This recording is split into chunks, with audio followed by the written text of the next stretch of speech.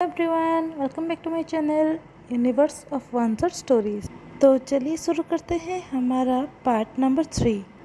Part की शुरुआत में हमें दिखाया जाता है विंग जो कि लेट नाइट शॉपिंग करने के बाद वांगजी के घर को वापस आ रहा था। तभी वो नोटिस करता है कि दो लोग उसका पीछा कर रहे थे, जिस चीज़ को देखने के बाद हमारा विंग बहुत ही ज़्यादा डर गया था और वो भागने लगता है। इसके बाद हमें दिखाया जाता है थोड़ी देर बाद वो नीचे गिर जाता है और उसे बहुत ही ज़्यादा चोट लग गया था।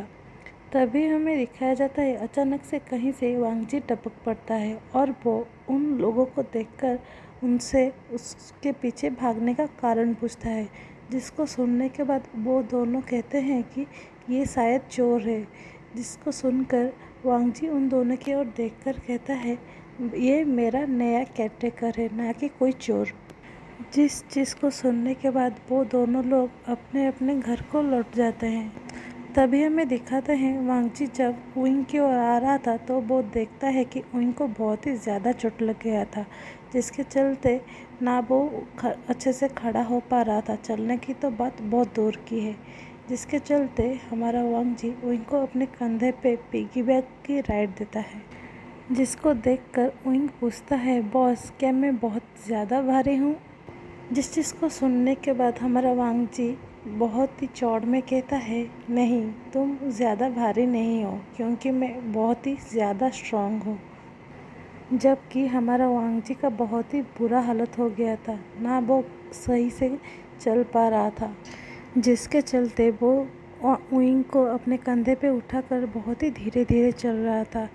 इतना धीरे कि एक ओल्ड लेडी उन दोनों को क्रॉस करके उनकी ओर मुस्कुराते हुए देखकर चला जाता है। उसके बाद हमें दिखाया जाता है जब वांगजी विंग को पिगी बैंक राइड लेकर अपने घर पर पहुंच जाता है तो उसका जितना भी हिम्मत था वो सारा चकनाचूर हो जाता है और वो विंग को लेकर ही वहीं पर नीचे गिर जाता है। जिसके बाद हमें दिखाया जाता है विंग वांगजी के ऊपर से उठने की कोशिश कर रहा था, जिसके बदले ना वो उठ पा रहा था, लेकिन बार बार वो वांगजी के ऊपर गिरते ही जा रहा था, जिसके वजह से हमारा वांगजी विंग की ओर देखकर कहता है, क्या तुम आज मुझे मारने की प्लानिंग कर आए हो? जिसको सुनकर विंग कुछ नहीं कहता और वो धीरे धीरे से उठने लगता है। तभी फिर से वो हमारे वांगजी के ऊपर गिर जाता है, जिसके बाद हमारे वांगजी का इतना बुरा हालत हो जाता है कि ना वो खड़ा हो पा रहा था, जिसके वजह से हमारा विंग बहुत ही ज़्यादा गिल्ट महसूस करता है, जिसके चलते वो वांगजी को हेल्प करता है ताकि वो अपने रूम पर जा सके। और वो रात भर जग कर हमारे वांगजी का ख्याल रख रहा था ताकि वो जल्दी से ठीक हो सके। उसके बाद हमें नेक्स्ट डे मॉर्निंग का सीन दिखाया जाता है। जब हमारे वांगजी को नींद खुलता है तभी वो विंग को अपने बगल में चेयर में लुढ़कते हुए देखता है, जो कि रात भर उसका ख्याल रखते रखते कब सो गया उसे भी पता नहीं चला। जिस चीज़ को देखकर हमारा वांगजी बहुत ही ज़्यादा इम्प्रेस होता है कि कैसे विंग को उसका चिंता है और वो बहुत ही ज़्यादा केयरिंग भी है।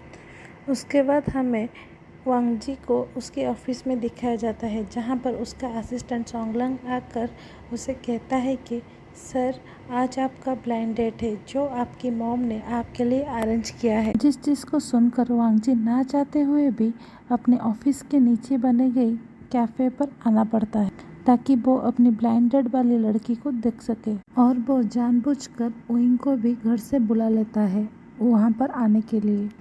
लेकिन जब वो दोनों उस कैफ़े में एंटर करते हैं तो वो देखते हैं कॉर्नर में कोई लड़की नहीं, एक लड़का था, जो कोई और नहीं, उनके ग्रुप का थर्ड मेंबर जो कि जियांग था। जिसे देखने के बाद विंग अपने आप को छुपाने की कोशिश करता है, लेकिन यहाँ पर हमारा वांगजी जियांग को देखने के बाद उसे उसका इंट्रोडक्शन देने के लिए कहता है।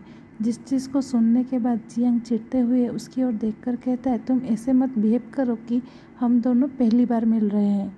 जिस बात को सुनने के बाद वांगजी जब अपने दिमाग पर जोर देता है तो उसे याद आता है ये जियांग कोई और नहीं, मिंग्याओ के ग्रुप का मेंबर है। जिस चीज़ को रियलाइज़ करने के बाद हमारा वांगजी वो जियांग की ओर देखकर कहता है, सॉरी, मैं थोड़ा कंफ्यूज था, जिसकी वजह से मैं आपको पहचान नहीं पाई। तभी हमें दिखाया जाता है कि जियांग जब हमारे उइंग को देखता है तो वो उसे थोड़ा जाना पहचाना लगा, क्योंकि जो भी हो जाए वो दोनों एक दूसरे को बहुत सालों से जानते हैं। और हमारा जियांग ये भी गौर करता है कि वो इंसान अपना फेस छुपाने की बहुत ही ज़्यादा कोशिश कर रहा था। जिसके बाद जियांग वांग जी की ओर देखकर कहता है, ये लड़का कौन? जिसको सुनने के बाद वांग जी कहता है, मेरा केयरटेकर। बट थोड़ी देर बाद गौर के साथ देखने के बाद जियांग समझ जाता है उसका केयरटेकर कोई और नहीं, उनका फार्मर टीम लीडर जो कि विंग था, जो कि अब बहुत ही ज़्यादा फैट बन चुका है। जिसको रियलाइज़ करने के बाद वो कुछ नहीं कहता, वहाँ पर चुपचाप वांग जी से बातें करने लगता है। और बाद में जब वांग जी वहाँ से चला जाता है तभी वो विंग को देखकर पूछता है कि ये सब क्या चल रहा है, ये कंडीशन उसका कैसे हुआ। जिसको सुनने के बाद विंग उसे सारी चीज़ें बता देता है कि कैसे उसे कोई भी जॉब पे नहीं रख रहा था, जिसकी वजह से वो घर में रहते रहते बहुत ही ज़्यादा फैट बन गया और अभी उसके पास अच्छा पैसा भी नहीं है, यहाँ तक घर के रेंट भी देने तक का पैसा भी नहीं है। इसलिए मैं वांग जी के घर पर एज ए केयरटेकर जॉब कर रहा हूँ।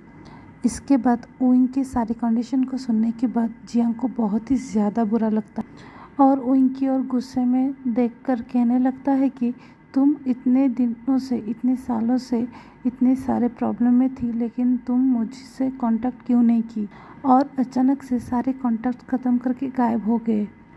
लेकिन अब तुम बिल्कुल भी चिंता मत करो, क्योंकि अब मैं आ गया हूँ और तुम्हारे घर का रेंट भी मैं भर दूँगा। जिसको सुनकर विंग बहुत ही ज़्यादा खुश होते हुए उसे गला लगा लेता है। तभी हमें दिखाते हैं वांग जी वॉशरूम से वापस आ जाता है और जब वो आने के बाद उन दोनों को इतना करीब देखता है तो बहुत ही ज़्यादा कंफ्यूज हो जाता है और उन दोनों की ओर देखकर कहता है, मैं थोड़ी देर के लिए वॉशरूम क्या गया, तुम दोनों इतने ज़्यादा करीब कैसे हो गए। जिस चीज़ को इग्नोर करके जियांग वांग जी की ओर देखकर कहता है, तुम ये सारे बात को छोड़ो, तुम मुझे ये बता तुम कितने पैसों में तुम्हारे ये केयरटेकर को मुझे बेच सकते हो। जिसके बात को सुनने के बाद वांग जी कहता है, सॉरी माफ़ करना, ये बिकाऊ नहीं है, मैं इसके साथ एक कॉन्ट्रैक्ट किया है।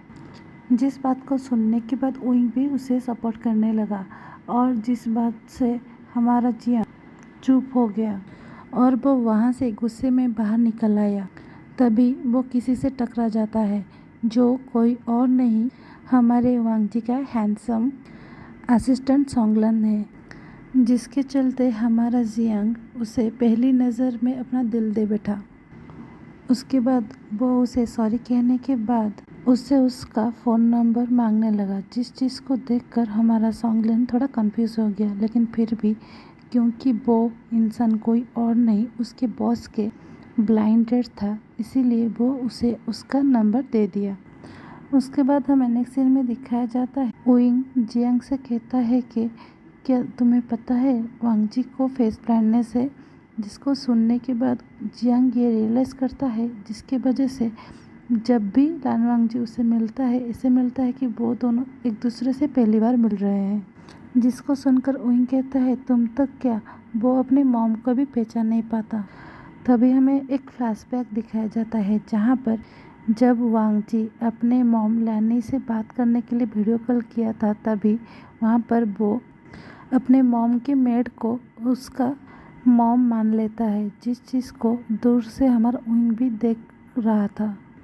और उसके अलावा एक दिन सफाई करते हुए हमारे विंग को वांग जी को मेडिकल के रिपोर्ट मिल गया था, जिसकी वजह से उसे पता था उसके ये मेडिकल कंडीशन के बारे में, और जिसके वजह से अभी तक वांग जी को ये पता नहीं चल पाया कि वो एक फेमस आइडल विंग हूँ। जिसके बाद जब वो दोनों अपनी बातें ख़त्म करने के बाद जियांग बाहर कैफ़े के बाहर आया, तभी वो सोंगलान से फिर से टकरा गया और वो सोंगलान से बातें करते हुए वहाँ से चला गया। तभी हमें विंग को दिखाया जाता है कि जब वो बाहर आया कैफ़े के तो वो जियांग को कहीं भी नहीं पाया, लेकिन तभी उसका नज़र उसके पास ही के वॉल में लगाए गए उसके क्रश नी मिंजू के पोस्टर पे जाता है। तभी उसे देखकर उसे याद आता है कि ये वही बिल्डिंग है जहाँ पर जब ये बिल्डिंग इनॉग्रेशन हुआ था तभी वो यहाँ पर नी मिंजू के साथ आया था। तभी उसे अचानक से कहीं से एक गाने का आवाज़ सुनाई देता है, जिस चीज़ को फॉलो करते हुए हमारा विंग पास ही की गली में बने एक स्टूडियो में चला जाता है, जहाँ पर बहुत दूर से हमारे निमिंजे को देख पाता है, जिस चीज़ को देखकर वो बहुत ही ज़्यादा खुश हो जाता है। तभी निमिंजे को रियलाइज होता है कि वहाँ पर उसके अलावा कोई और है, जिस चीज़ से वो चिल्लाकर उससे उन इंसान को बुलाने लगता है। जिस बात से घबराते हुए हमारा विंग वहाँ से भागने लगता है, लेकिन हमारा निमिंजू उसे पकड़ लेता है। तो आज के लिए बस इतना ही। अब हम नेक्स्ट पार्ट में देखेंगे क्या निमिंजू विंग को पहचान पाते हैं। अगर पहचान लेते हैं तो वो चीज़ कैसे अफेक्ट करेगा हमारे वांगसन के रिलेशनशिप को। तो see you in the next part. और हाँ, अगर आप लोगों को ये स्टोरी पसंद आ रही है प्लीज़ कमेंट कीजिए, लाइक कीजिए, अपने दोस्तों के साथ शेयर कीजिए और मेरे चैनल को सब्सक्राइब करना मत भूलिए। Thanks for watching.